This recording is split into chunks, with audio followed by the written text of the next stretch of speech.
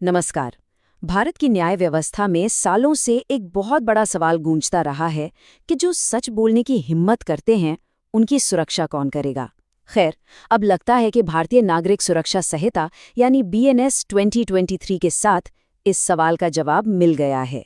चलिए, आज गवाहों को दिए गए इसी नए कानूनी कवच को जरा करीब से समझते हैं।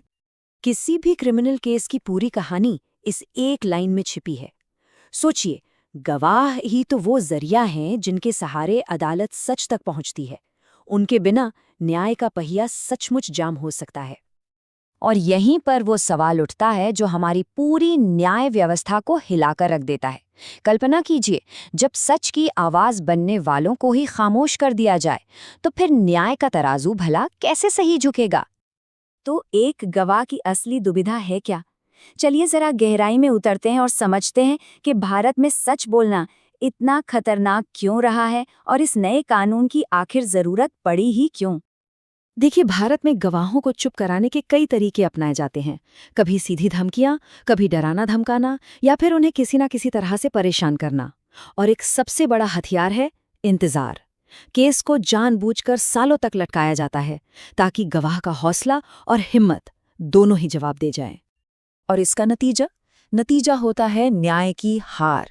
जब कोई गवाह दबाव में आकर अपनी बात से पलट जाता है, जिसे हम हॉस्टाइल विटनेस भी कहते हैं, तो बड़े से बड़ा, मजबूत से मजबूत केस भी ताश के पत्तों की तरह ढह जाता है और अपराधी वो साफ बच निकलते हैं।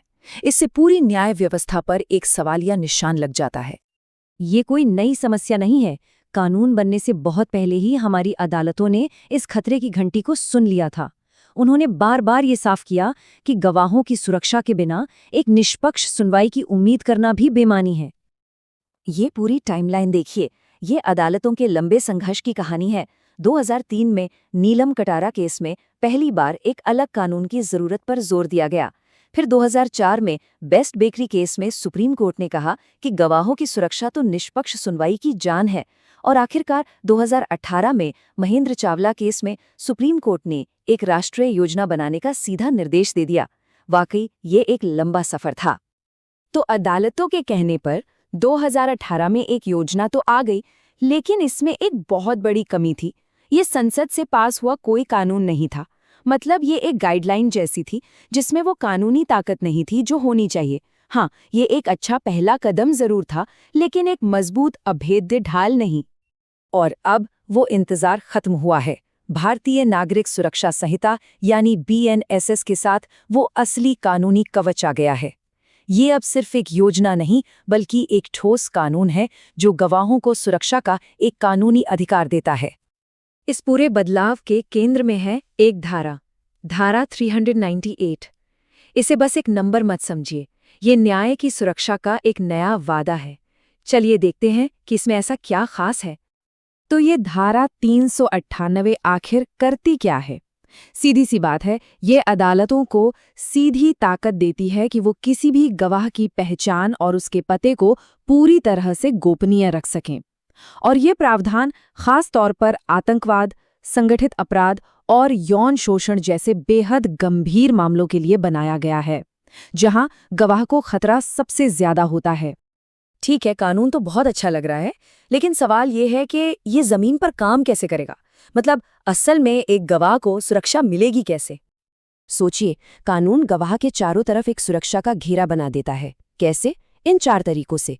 पहला, उसकी पहचान को सरकारी रिकॉर्ड से ही छिपा दो ताकि कोई उस तक पहुंच ही ना पाए। दूसरा, सुनवाई बंद कमरे में करो ताकि अदालत के बाहर कोई उसे देख ना सके। तीसरा, वीडियो कॉन्फ्रेंसिंग से गवाही लो ताकि उसे अदालत आने के खतरे से ही बचा लिया जाए। और चौथा, मीडिया पर पाबंदी ताकि उसकी पहचान हमेशा के लिए एक राज रहे। और हाँ, वो जो 2018 वाली योजना थी ना, वो कहीं गई नहीं है, बल्कि अब उसे इस नए कानून का सहारा मिल गया है। इसमें खतरे के हिसाब से सुरक्षा के 3 लेवल हैं, A, B और C। अगर खतरा कम है तो पुलिस पेट्रोलिंग से काम चल सकता है, लेकिन अगर खतरा बहुत ज्यादा है तो गवाह की पहचान बदलकर उसे एक बिल्कुल नई जिंदगी देने तक का प्रावधान इसमें शामिल है। ये स्लाइड देखिए, ये पुराने और नए कानून के बीच जमीन आसमान का फर्क दिखाती है। पुराने CRPC में कोई सीधा कानूनी प्रावधान था ही नहीं, और अब बीएनएसएस में धारा 398 एक कानूनी हक देती है। पहले पहचान छिपाने की सुविधा ज्यादातर सिर्फ रेप केस तक ही सीमित थी, अब ये सभी गंभीर अपराधों के लिए है। ये कोई छोटा मोटा सुधार नहीं है, ये न्याय की सुरक्षा की दिशा में एक बहुत बड़ी छलांग है। तो सवाल ये है कि इस सब का मतलब क्या है? इस एक कानूनी बदलाव से हमारी पूरी न्याय व्यवस्था पर आखिर क्या असर पड़ेगा? ये सुधार इतना जरूरी क्यों है? इसका असर बहुत बड़ा और बहुत गहरा होगा। सबसे पहले तो गवाह बिना डरे सच बोल पाएंगे। इससे केस मजबूत होंगे, सजा की दर बेहतर होगी और सबसे बड़ी बात, न्याय व्यवस्था में आम इंसान का भरोसा फिर से बहाल होगा। तो कुल मिलाकर जो सबसे बड़ी बात हमें समझनी है वो ये है कि गवाहों की सुरक्षा अब सिर्फ एक अदालती सलाह या गाइडलाइन नहीं रही, ये अब देश का कानून है, एक गारंटी वाला कानूनी अधिकार जिसे कोई भी नजरअंदाज नहीं कर सकता।